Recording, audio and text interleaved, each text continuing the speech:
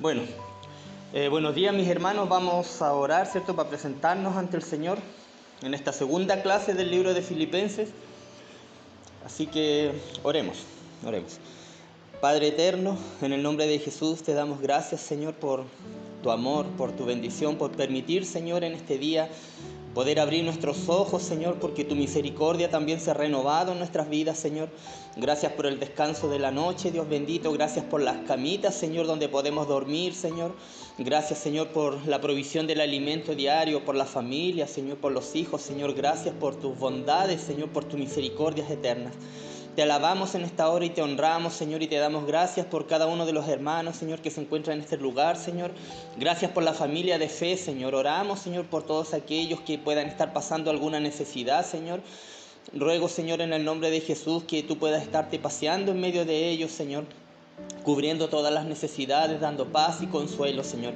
Gracias, Señor, por este día, por este año de vida que le has regalado, Señor, a nuestra hermana Andrea, Señor. Gracias porque también le tenemos aquí, Dios bendito, bendice su vida grandemente. Te alabamos, Padre, y te honramos en esta hora porque eres bueno, Señor, y como recién dije, para siempre es tu misericordia. Bendice esta clase, Señor, que sea de provecho para cada uno de nosotros. En el nombre de Jesús, amén. Amén. Bueno, la semana pasada, ¿cierto?, hicimos la introducción al libro de Filipenses. Estuvimos viendo ahí el año de escritura, el contexto en el cual Pablo escribió esta carta, ¿cierto? Algunas aplicaciones prácticas también para nuestra vida y vimos solamente los primeros 2 versículos que corresponden más que nada a la salutación o al saludo de Pablo y con quién estaba allí. Y hoy veremos desde el versículo 3 en adelante hasta el 8, del versículo 3 al 8. Vimos que la carta era conocida como la epístola, ¿cierto? O la carta del gozo. Y los versículos del 3 al 8 también nos muestran parte de los motivos de este gozo, de parte del escritor que fue el apóstol Pablo. Y vemos también que corresponde a la oración, una especie o la oración constante que tenía Pablo por los hermanos de Filipo. Entonces, desde el versículo 3 al 8 dice: doy gracias a mi Dios siempre que me acuerdo de vosotros, siempre en todas mis oraciones, rogando con gozo por todos vosotros, por vuestra comunión en el Evangelio desde el primer día hasta ahora, estando persuadido de esto, que el que comenzó en vosotros la buena obra la perfeccionará hasta el día de Jesucristo. Como me es justo sentir esto de todos vosotros, por cuanto os tengo en el corazón, y en mis prisiones, y en la defensa y confirmación del Evangelio, todos vosotros sois participantes conmigo de la gracia.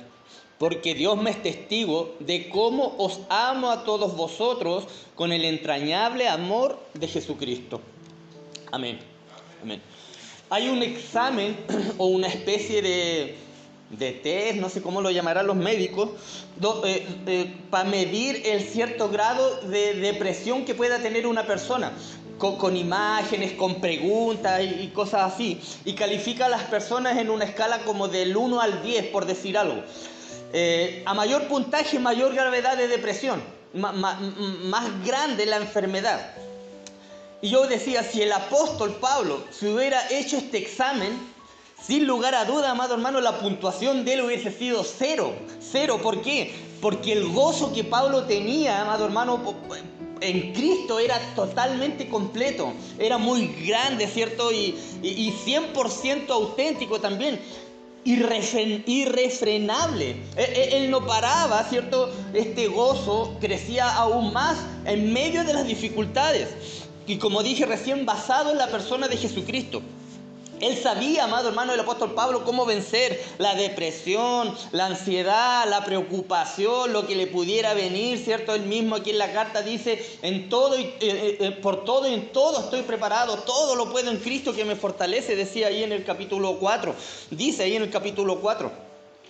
Porque él sabía que su fe estaba fundada, ¿cierto? En Cristo, ¿cierto? Y que le esperaba una eternidad con él. Y si en algo afectan todas aquellas horrendas circunstancias que Pablo tuvo que vivir por causa del Evangelio de Jesucristo, ¿cierto?, eran para aumentar aún más su gozo. Mientras él pasaba cosas más horrendas, Su gozo aumentaba aún más, se gozaba por aquellos que hablaban mal de él, pero decía, pero aún así me alegro porque el nombre de Cristo igual es anunciado, decía él. Aunque estas personas hablen mal de mí, no importa, decía él, tenía gozo porque ellos también estaban anunciando el nombre de Jesucristo. Y en los versículos del 3 al 8, Pablo presenta 5 motivos específicos de su gozo inspirado, ¿cierto?, en el Espíritu en relación con los hermanos. El versículo 3 decía, doy gracias a mi Dios siempre que me acuerdo de vosotros. Vemos aquí, ¿cierto?, uno de los motivos específicos por los que Pablo tenía gozo, ¿cierto? El gozo del recuerdo. El gozo del recuerdo, ¿cierto?, que tiene él por los hermanos. Pablo da gracias por sus hermanos y hermanas espirituales de Filipos, quienes a lo largo de los años, desde que se fundó la iglesia ahí en el año 51 después de Cristo, habían sido motivo de tanta bendición y gozo para él, de ayuda, incluso monetaria. Su gratitud por los filipenses era a Dios, ¿cierto? Doy gracias, dice, a mi Dios, siempre que me acuerdo de vosotros. Esa gratitud por los filipenses era al Señor, a Dios. Lo cual pone también, amado hermano, al leer el versículo en manifiesto, que el Señor, amado hermano, es la última fuente de todo gozo. Nada más que el Señor. Y que la relación de los filipenses con Él, por medio de Jesucristo, ¿cierto?, era lo que impulsaba a Pablo a dar gracias todos los días por la iglesia a la cual él amaba mucho. Tener el deseo sincero, amado hermano, de recordar, ¿cierto?, y fijarse en la bondad, en la amabilidad, en los aciertos de los demás, no significa tampoco negar a lo mejor sus debilidades o defectos que a lo mejor puedan tener, sino más bien olvidarlos. Y Pablo se olvidaba de eso, ¿cierto? El Espíritu Santo impulsa, ¿cierto?, a los creyentes a apreciar, o debe impulsar a los creyentes a apreciar el amor, ¿cierto?, hacia los hermanos, apreciar el amor, la generosidad y la compasión también a otros y de otros. Y no olvidar eso jamás. Y Pablo eso era lo que recordaba, ¿cierto? Él dice, me acuerdo de vosotros. Él los recordaba constantemente. En gran medida, amado hermano, el gozo que tenía el apóstol Pablo se basaba en los recuerdos gratos y afectuosos, ¿cierto?, de creyentes que, al igual que los filipenses, permanecían fieles al Señor y a los hermanos en la fe. Y a él también, al apóstol Pablo. Y el versículo 4 dice, siempre en todas mis oraciones rogando con gozo por vosotros. Aquí vemos otro motivo de gozo de Pablo en este versículo. Pablo también sentía gozo por la intercesión. Ese es otro motivo, gozo por la intercesión. Otro motivo, como dije, esencial de gozo para los creyentes es la intercesión ante Dios por otros, interceder por otros, interceder los unos por los otros. La intercesión, amado hermano, fiel y sincera, amado hermano, es mucho más que una obligación, porque debemos hacerlo, pero es mucho más que una obligación, es un gozo, como dice Pablo, él lo dice en forma gozosa, ¿cierto? Los intercesores fieles, amado hermano, se preocupan más por las necesidades y el bienestar de otros que por los suyos, que por los propios. Y le piden a Dios derramar esa divina bendición, por decir algo, una bendición divina sobre los demás, ¿cierto? Una prueba infalible del gozo verdadero de un creyente es la medida en la que ora por otros, ¿cierto? Por el bien de otros, por la bendición de otros, por las necesidades de otros, más que por él mismo, más que por nosotros mismos. Las oraciones de Pablo por los filipenses se ofrecían con gran afecto, gratitud y, como dije, gozo. Por eso que la carta es conocida como la epístola del gozo. Ni los falsos maestros incrédulos, como los que menciona también en la carta, ni los creyentes contenciosos, como había una pelea ahí entre dos mujeres, Evodia y Síntique, podían robarle a Pablo los alegres recuerdos que tenía de su amada congregación. Ni aun eso le robaba ese gozo alegre que tenía por la congregación. Y por eso que allí en el capítulo 4, ¿cierto?, exclama ahí un versículo, un texto muy conocido: regocijaos en el Señor siempre. Otra vez digo, regocijaos. Y sigue diciendo el versículo 5: por vuestra comunión en el Evangelio desde el primer día hasta ahora. Vemos en este versículo el gozo de Pablo con respecto a la comunión de los hermanos en el Evangelio. Entonces, este es el tercer motivo de gozo de Pablo, que es gozo por la comunión de los hermanos, ¿cierto?, en el Evangelio. La palabra comunión aquí, la palabra se traduce por lo general como compañerismo, ¿cierto? Y su significado original era particular de algo que se tiene en común, algo que es en común entre los hermanos. Se emplea con respecto a compartir las posesiones, ¿cierto?, los bienes, incluso el dinero. Y en el sentido más amplio, Pablo se gozaba en que los filipenses fueran salvos y compañeros suyos en la predicación del Evangelio, ¿cierto? De eso se gozaba también Pablo, en esa comunión. Dicha participación incluía, amado hermano, el generoso apoyo financiero que también esta iglesia, ¿cierto?, le fue enviada a él por Epafrodito. Más adelante, ¿cierto?, en su carta también él recordó, en el capítulo 4, él recordaba y decía: y sabéis también vosotros, oh filipenses, que al principio de la predicación del Evangelio, cuando partí de Macedonia, ninguna iglesia participó conmigo en razón de dar y recibir, sino vosotros solos. Pues aún a Tesalónica me enviasteis una y otra vez para mis necesidades. Entonces él recordaba este amor, ¿cierto?, de parte de la iglesia de Filipos. Y es indiscutible, amado hermano, que el mayor bien que comparten los creyentes es su unidad espiritual. Una iglesia unida, ¿cierto? Su comunión, como dice el versículo aquí, en el Evangelio de Jesucristo. Y ese era un motivo de gozo para Pablo. Y en este contexto, la frase "en el Evangelio" se refiere a la misión entera del ministerio del Evangelio. Predicar la palabra, ¿cierto? En especial la evangelización. Así pues, Pablo aquí elogia a esta iglesia, a los filipenses, por su participación fiel en este ministerio, permanente y conjunta, en esta suprema y urgente obligación que es predicar el Evangelio. Los creyentes de Filipo ayudaron a Pablo con entusiasmo para evangelizar, ¿cierto?, desde que la iglesia comenzó en ese lugar. Versículo 6 dice: estando persuadido de esto, que el que comenzó en vosotros la buena obra, la perfeccionará hasta el día de Jesucristo. Aquí vemos un cuarto motivo de gozo de Pablo, que es el gozo en la seguridad en Cristo, el gozo de la seguridad en Cristo. Una seguridad eterna, amado hermano.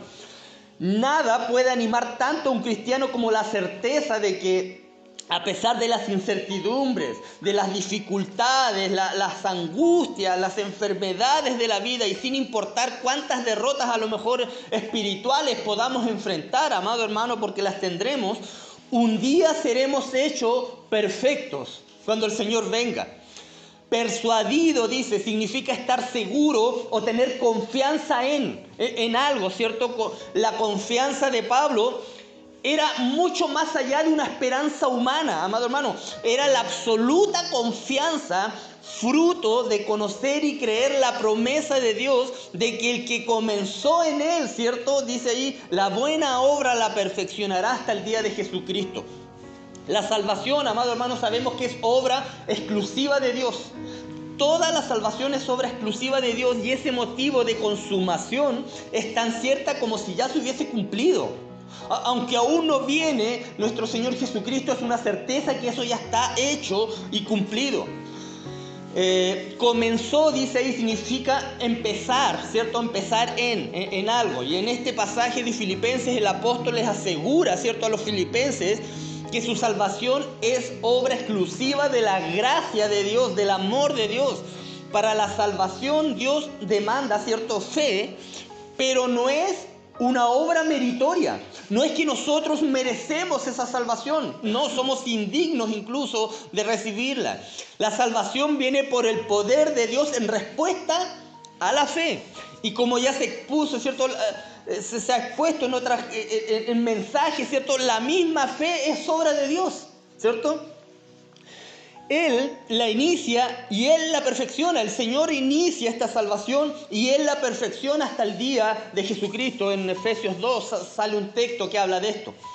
Aunque Lidia, ¿cierto? La primera, esta mercader, la primera mujer que llegó al Evangelio aquí en Filipos, aunque Lidia, ¿cierto? Esta primera persona convertida, en cuya casa se estableció la iglesia de Filipos, dicen algunos estudiosos, creyó en el Evangelio de Cristo. Lucas deja claro ahí en el libro de los Hechos que el Señor abrió el corazón de ella para que estuviese atenta a lo que Pablo decía. No fue un mérito de ella, del Señor es la salvación. Es el Señor, amado hermano, quien comienza la obra de salvación y es Él, por medio del Espíritu Santo, ¿cierto?, quien la perfecciona. Y perfeccionará es una palabra con un significado totalmente consumado, totalmente asegurado, está listo. A eso alude la palabra perfeccionará. Pablo tenía la absoluta certeza de que Dios completaría, ¿cierto?, la obra de salvación en cada uno de los hermanos de Filipos. No hay posibilidad alguna de fracaso o de cumplimiento parcial no, es totalmente seguro. Y la expresión escatológica, el día de Jesucristo, escatológica habla de los últimos tiempos, que dice el versículo, ¿cierto? El día de Jesucristo no se refiere a lo que tanto el Antiguo, ¿cierto?, como el Nuevo Testamento profetizan como el día final del Señor, en el momento en que Dios va a juzgar al mundo pecador.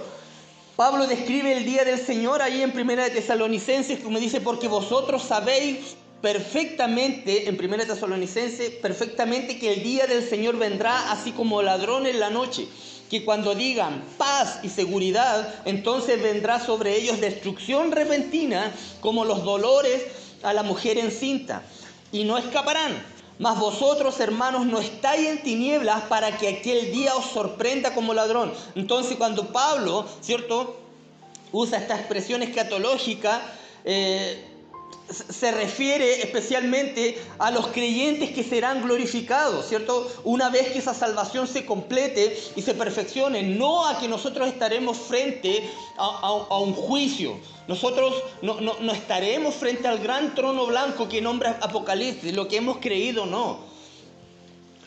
El día de Jesucristo es el tiempo de perfección, amado hermano, y glorificación, ¿cierto? El día de la manifestación gloriosa de los hijos de Dios.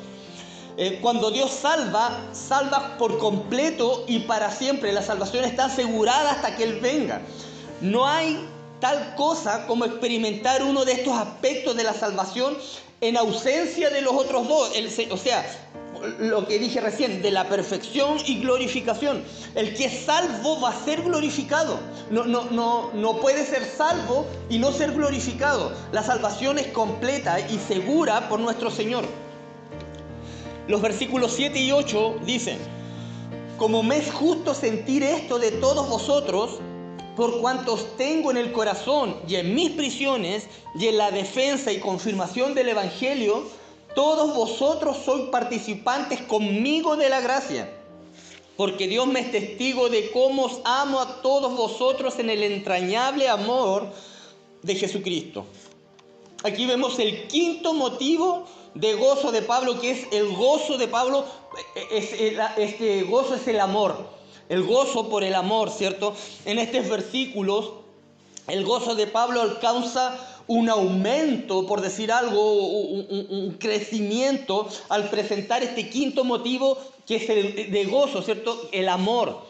No existe un gozo mayor, amado hermano, ni más jubiloso que el gozo derivado del amor profundo y genuino y constante también hacia los demás, especialmente hacia el pueblo de Dios, hacia nuestros hermanos.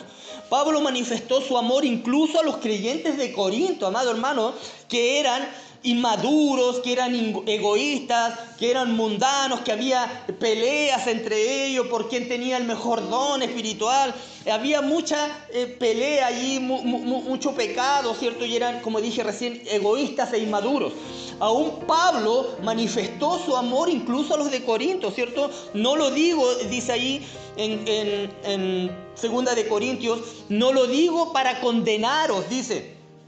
Les dijo en su segunda carta, pues ya he dicho antes que estáis en nuestro corazón para morir y para vivir juntamente, ¿cierto? El amor que Pablo tenía por sus hermanos creyentes, por las iglesias las cuales él había fundado, era inmenso, amado hermano, aún por los que causaban sufrimiento y tal vez desilusión, ¿cierto? Le traía mucho gozo y le seguía amando.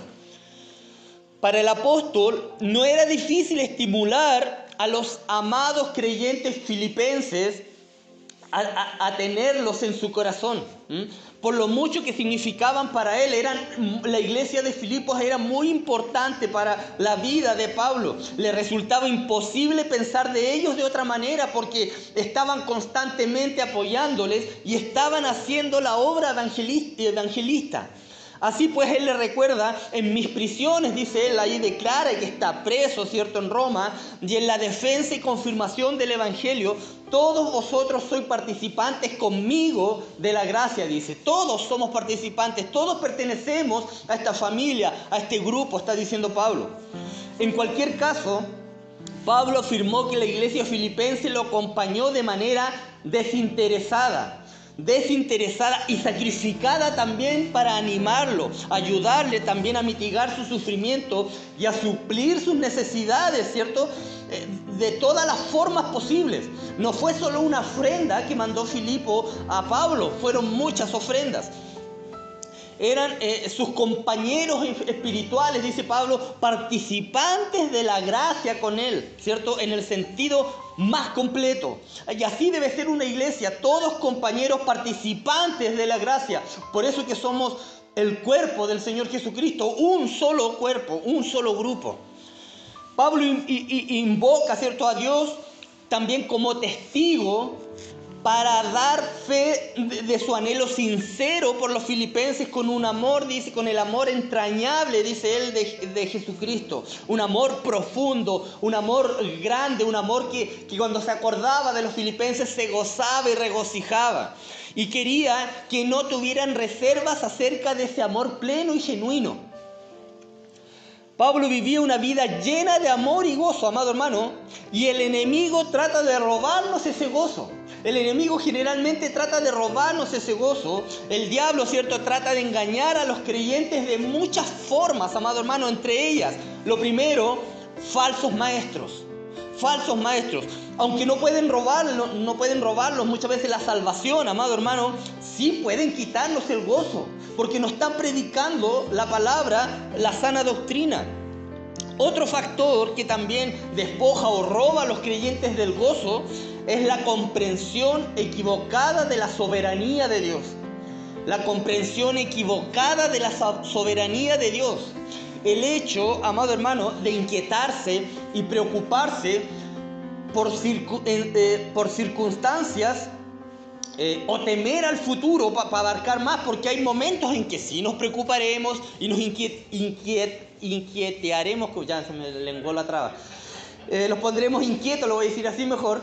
Y hay situaciones que sí son normales, amado hermano. No es que sean pecaminosas, nos vamos a preocupar, nos vamos a inquietar, pero vivir una vida llena de preocupaciones y de inquietudes, de incertidumbre, temer al futuro, amado hermano, equivale en un creyente a dudar de la soberanía de Dios.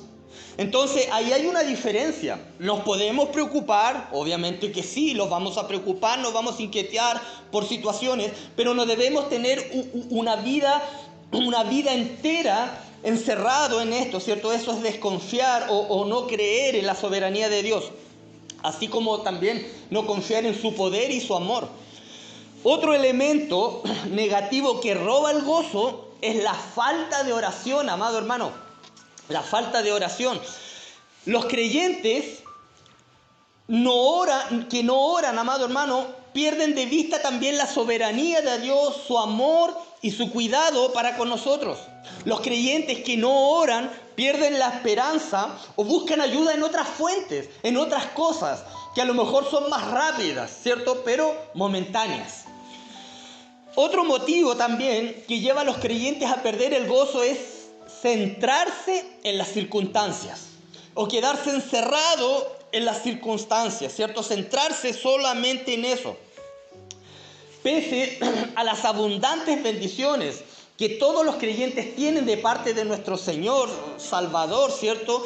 Muchos llegan a sentirse a veces insatisfechos con sus circunstancias, con lo que le está pasando. Se sienten descontentos incluso con sus capacidades físicas o intelectuales, mentales, incluso algunos con su apariencia, amado hermano. Se sienten insatisfechos con la apariencia que tienen, con las oportunidades que se presentan en la vida. Entonces, ese es otro motivo por lo cual perdemos el gozo. Centrarnos en las circunstancias, en lo que podamos estar pasando. Otro elemento que roba el gozo a los creyentes también es la ingratitud, amado hermano. No ser agradecido a nuestro Señor. Pocas actitudes son más repulsivas, por decir algo, que la ingratitud. Pablo mandó, ¿cierto? Y manda en sus cartas que las oraciones y los ruegos se hicieran con acción de gracias. Aquí en la misma carta de Filipenses, en el capítulo 4, un texto muy conocido, él lo dice, ¿cierto? Con acción, que todas las oraciones deben ser con acción de gracias, que no sean sin gratitud. Otra causa de la falta de gozo es el olvido, amado hermano, el olvido. Olvidar al Señor no es una señal de ser ingenuo, ¿cierto? Sino de infidelidad, incluso pecado, amado hermano.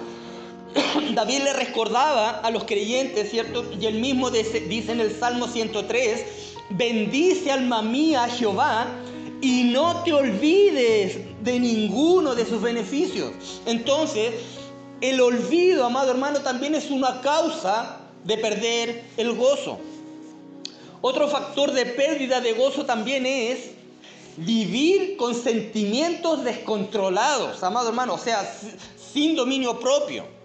Vivir con sentimientos descontrolados, según la carne, ¿cierto? Ser guiados por la carne y no por el espíritu. Otra razón también para la falta de gozo es la capacidad de aceptar el perdón o también de pedir perdón. A simple vista, ¿cierto? Una actitud de aceptar el perdón a lo mejor pareciera ser incluso humilde. No voy a aceptar tu perdón. Pareciera incluso humilde, pero está lejos de serlo, amado hermano, está muy lejos de serlo. De hecho, es como un insulto, por decir algo, al carácter de Dios y a la clara enseñanza de la palabra. Nuestro Señor dijo con sencillez, dice, porque si los creyentes perdonan a los hombres sus ofensas, Él los perdonará también. Estoy parafraseando más o menos lo que dice ahí en Mateo. Mas si no perdonan a los hombres sus ofensas, tampoco su Padre los perdonará a ustedes sus ofensas, decía nuestro Señor. Entonces estos son motivos también que nos pueden hacer perder el gozo.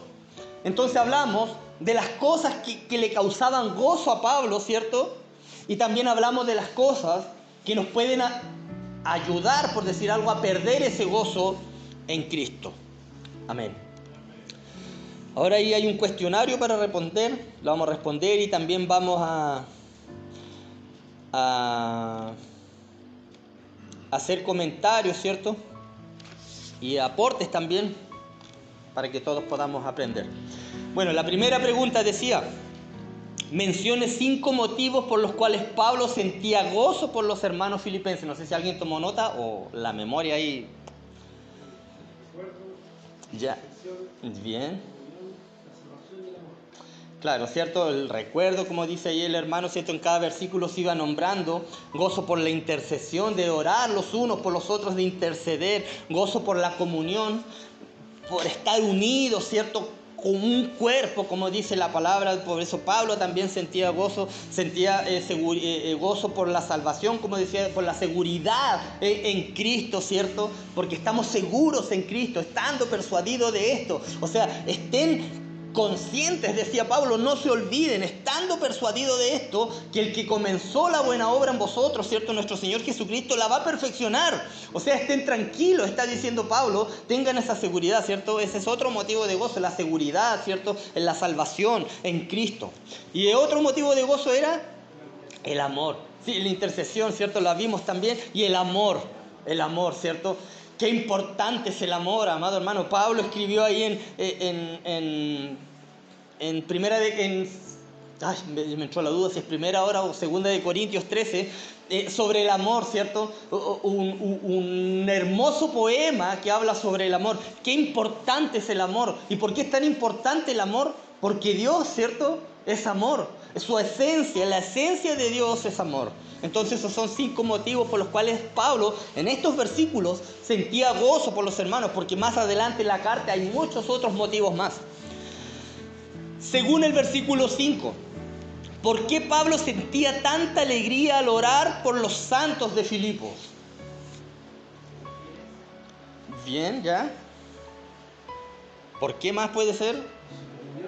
Por su comunión, ¿cierto? Por la participación, por el Evangelio, ¿cierto? Ahí dice el versículo 5, por su participación en el Evangelio desde el primer día que lo escucharon. O sea, desde el primer día que ellos escucharon este Evangelio y fueron salvos, desde ese día ellos participaban en este Evangelio. No dejaban a Pablo solo, ¿cierto? Lo apoyaban en el evangelismo, le aportaban ofrendas para que este trabajo pudiera seguir creciendo. Entonces él sentía alegría por los hermanos, ¿cierto? Porque desde el primer día, no es que pasó un tiempo, pasaron años y después ellos empezaron a trabajar, no.